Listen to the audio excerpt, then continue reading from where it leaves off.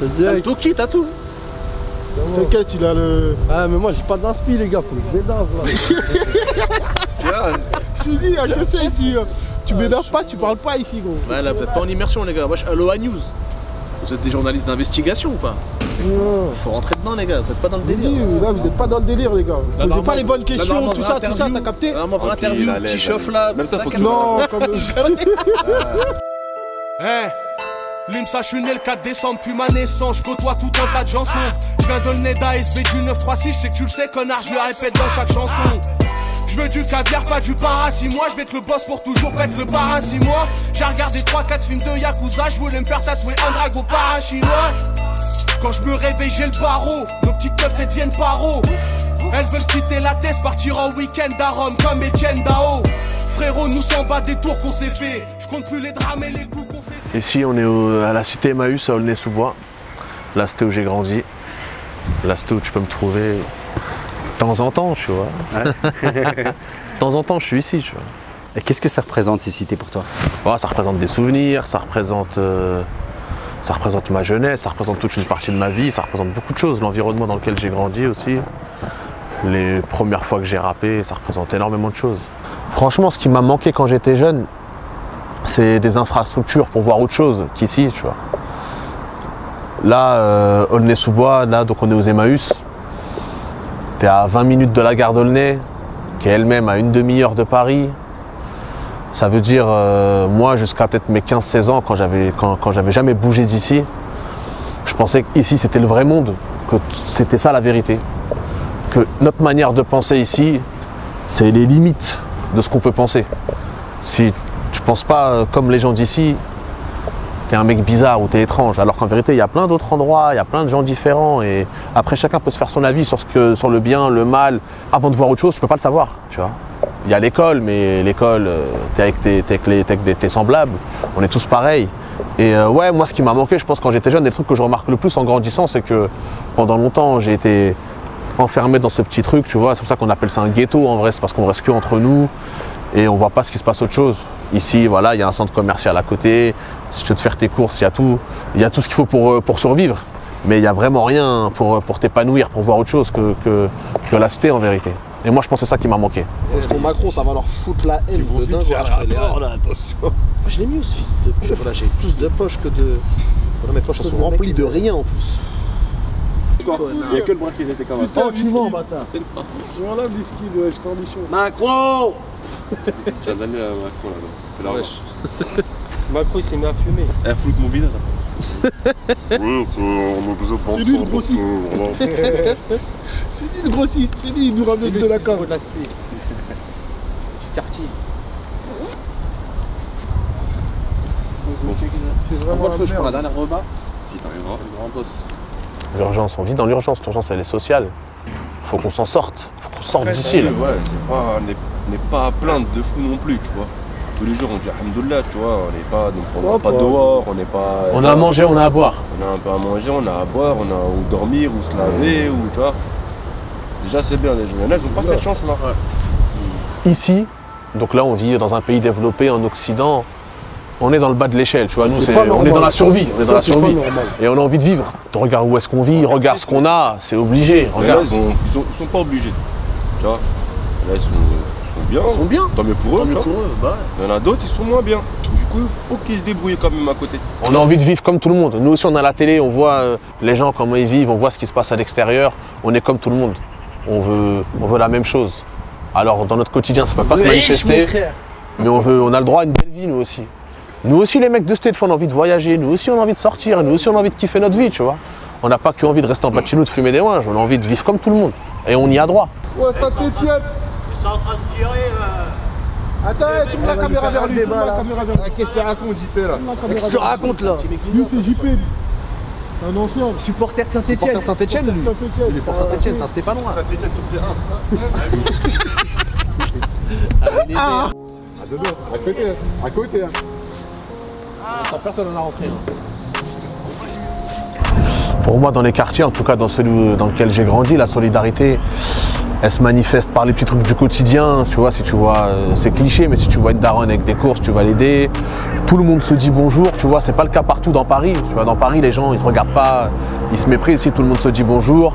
C'est des petits trucs du quotidien. Après, faut pas non plus être naïf, tu vois. La solidarité, ça n'empêche pas les gens de se mettre des rodcats, de s'embrouiller, tu vois ce que je veux dire. Mais sur les trucs du quotidien, les trucs un peu de bienveillance, ouais, c'est vrai qu'il y a une solidarité ici. On est tous ensemble, on a grandi ensemble, on se connaît tous. Donc ça crée des trucs, tu vois. Je vais caricaturer, après je vais nuancer, tu vois. Par exemple, dans la solidarité qu'il y a ici, il y a un truc qui est vraiment... ça fait partie de la culture quartier, tu vois. C'est normal. Tu vois, gros, il y a une chance sur 1 milliard que tu vois un mec de quartier manger un sandwich devant toi sans te dire, wesh gros, tu veux manger, tu veux goûter. C'est pas des réflexes que tout le monde a. Parce que c'est comme une culture. La culture, c'est une vision. C'est-à-dire que nous, notre vision, c'est que ça, c'est quelque chose de logique à faire. Mais même la logique, c'est quelque chose de subjectif. Tu peux tomber sur des mecs qui n'ont pas cette mentalité-là, qui vont manger devant toi, tu vois, ou qui vont manger devant 15 personnes. Eux, leur vision, ce sera de se dire, ouais, mais on est 15. Si je te donne un croc, plus de 14, 15 crocs, au final, personne ne va manger, tout le monde aura faim. Et ça, c'est une vision. Ça ne veut pas dire qu'ils ont tort, qu'on a raison, ou qu'on a tort et qu'ils ont raison. C'est juste qu'il y a des visions différentes. Et quand tu vois quelqu'un qui vient d'un autre endroit de toi, tu captes que lui, il a des visions différentes sur ce qu'il faut faire, sur les us, les coutumes, etc. Tu vois. Et c'est ça en vérité qui fait que tu t'enrichis, c'est quand tu rencontres des gens différents. Après, c'est ton libre arbitre de choisir ce que tu trouves bien et pas bien dans la vision des autres pour faire de toi la meilleure personne. Mais quand tu n'as pas accès à l'extérieur, tu restes dans ton truc, tu vois. Et la plupart des gens qui ont un problème avec les gens différents, c'est les gens qui n'ont pas connu des gens différents, tu vois. Ça peut s'extrapoler comme ça à l'infini avec le racisme, avec plein de trucs, tu vois. Quand tu n'as pas rencontré des gens différents, tu peux ne voir que le mal chez eux.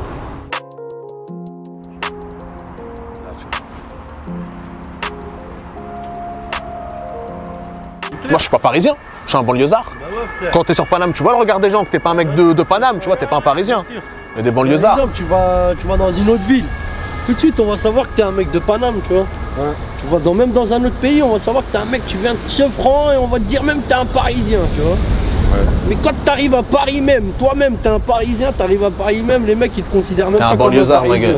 Ça te regarde limite chelou, limite t'es un intrus parmi eux, tu vois. Comment vous sentez ça?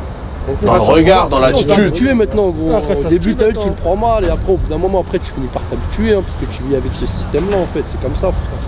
Nous, on est des mecs de quartier.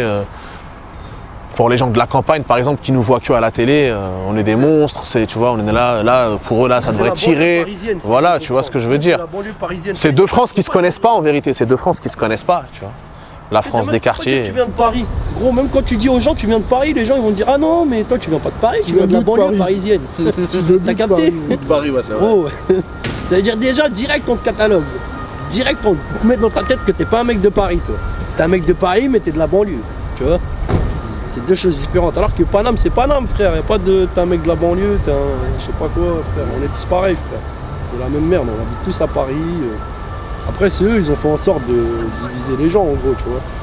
Mettre la petite banlieue d'un côté, le reste des gens de l'autre côté. Nous, c'est le vrai Paname, eux, c'est la banlieue. On est des cons sur Paris, c'est tellement. Leur vie, ça n'a rien à voir avec nous. J'en suis sûr, hein, je mets ma main coupée, qu'aucune personne des bâtiments que j'ai vus là-bas, tout propre, vous avez mis les pieds ici. Hein. Personne, c'est impossible. Et là, ils connaissent pas le lien. Ils connaissent pas, et la banlieue, impossible. Même pour dire qu'en fait, ils sont méfiants. Tu sais, t'as des gens. Parce qu'ils sont méfiants en fait. Ils se méfient, ils entendent parce qu'ils connaissent pas. Ils regardent la télé, ils voient le premier truc comme ceux du sud, hein, tu vois, dans le sud, ils voient Paris, ils voient quoi? Enquête exclusive, je sais pas quoi, oui, la banlieue, ouais, nanana, que des problèmes, alors que non, c'est de la parano. C'est pas tout le temps, c'est pas H24. Il y a des mecs super cool ici, là. Il y a des mecs super cool ici, tu vois. Un exemple, c'est comme vous. Il y a que des mecs super cool ici. Je sais pas, je te un exemple, il y a quelqu'un qui est venu qui t'a pris la tête, là. Non, personne. D'accord. Quand tu écoutes des sons de rap français, t'as l'impression que les mecs, ce qu'ils racontent, c'est que dans leur quartier, de la daronne aux petits, aux enfants, tout le monde bicrave, tout le monde ramène des kilos. C'est pas vrai, gros. Gros, la vie en quartier, c'est sortir, c'est se poser dehors, des fois rien faire, refaire le monde, faire des petits allers-retours à l'épicerie. Il y a beaucoup de mecs de quartier, c'est quasiment eux les vrais mecs de quartier dont c'est la vie. Tu vois, ils sont peut-être dans des petits business comme ça à droite à gauche, mais ils sont pas dans des trafics de stupes ou machin, juste voilà, ils habitent là, ils sont là, ils font leur vie ici, tu vois. Déjà, je pense que c'est un département particulier, il a toujours été connu pour les mauvaises raisons. Et après, ouais, les rappeurs du 9-3 qui sont sortis, bah, les premiers c'était NTM. Et après, la génération d'après qui est arrivée, c'était des rappeurs qui collaient vraiment à l'image du 93, tu vois. Il y a eu Tandem, il y a eu Safe You, plus tard après il y a eu Caris, etc. Mais ouais, les rappeurs du 93, ça a toujours été des mecs qui avaient une musique qui ressemblait à l'image que se fait du 93. C'était des mecs qui représentaient de ouf, tu vois. Moi, personnellement, par exemple, je me sens représentant de rien du tout. Tu vois, quand je marche, je dis pas là, je représente le quartier, je dois ni bien me comporter pour montrer qu'on peut être un mec de quartier et être un mec cool, ni mal me comporter pour montrer que je suis un mec de quartier et qu'on n'est pas des rigolos. Je ne représente personne. T'as vu, en fait, la représentation, c'est pas quelque chose que tu dois choisir, c'est quelque chose que les gens choisissent. Les gens choisissent qui les représente. C'est pas l'inverse. Tu peux pas choisir de représenter les gens, tu vois. Un mec comme Jul, il a jamais décidé de représenter le quartier, tu vois. Il est lui-même, il est Jul. Et tous les mecs de quartier se reconnaissent en lui, tu vois. Et du coup, par la force des choses, ça devient une espèce de représentant, tu vois. Mais en vérité, gros, représenter le quartier, je trouve que c'est d'une prétention infinie, tu vois. Et en plus, c'est pas à toi de le choisir. Moi, quand je suis dans la vie de tous les jours, je suis moi-même. Je porte pas le nez sous bois dans mon dos en mode là, c'est pour Aulnay. Je fais ma vie, tu vois. Les gens d'Aulnay, c'est des grands garçons, ils n'ont pas besoin de moi. Et le quartier, il aura sa vie.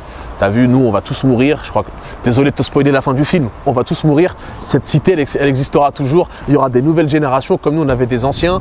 Il y en a, on les a oubliés. Dans leur tête, ils se prennent pour des légendes. On sait même plus qui c'est. La vie, elle continue, gros. J'ai le regard froid, j'ai le regard noir, mais regarde-moi. Les petits refrains veulent pas se lever pour 1000 € par mois. Musicalement, je commence à me trouver et je commence à être content de ce que je fais. Et je pense, ça y est, c'est le moment d'essayer, tu vois, c'est le moment de s'y mettre. Je me sens prêt. Maintenant, j'essaye plus de me mettre dans une démarche, tu sais, comme si c'était un travail de temps en temps, me poser, d'essayer, de chercher sur Internet des instrus. Tac, il y en a une qui va me faire écrire. Avant, c'était vraiment une chose que je faisais une fois de temps en temps, tu vois. Et là, maintenant, je suis juste plus sérieux qu'avant. Franchement, je suis content de ce que je propose. En termes de structure ou de création d'un morceau en tant que tel. Bien évidemment que quand j'ai commencé par étapes. Au début, je voulais faire la meilleure phase possible. Après, j'ai voulu faire le meilleur couplet possible. Après, il fallait que je trouve des refrains. Et après, il a fallu que j'apprenne à faire des morceaux. Mais je pense que là, dans mon processus de création, ça va. Tu vois, si j'étais à l'école, on me mettrait acquis. Tu vois, par rapport à ce que je sais faire, en tout cas, tu vois, on me mettrait acquis. Je dis pas que je fais des putains de morceaux. Mais en tout cas, moi, dans ce que je propose, je sais faire un morceau, quoi. Tu vois, j'ai l'impression en tout cas.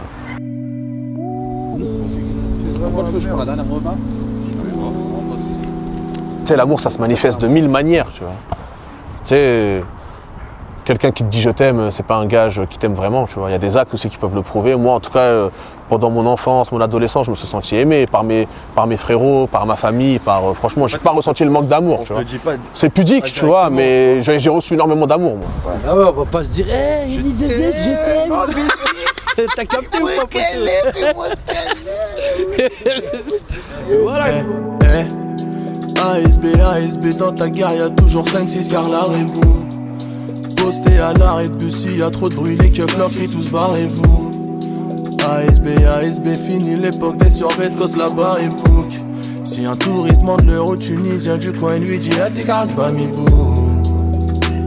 Des menteurs, des dealers, c'est ce que mes collègues sont. Ma mère voulait m'apprendre la vie, pour chaque erreur j'ai eu une correction.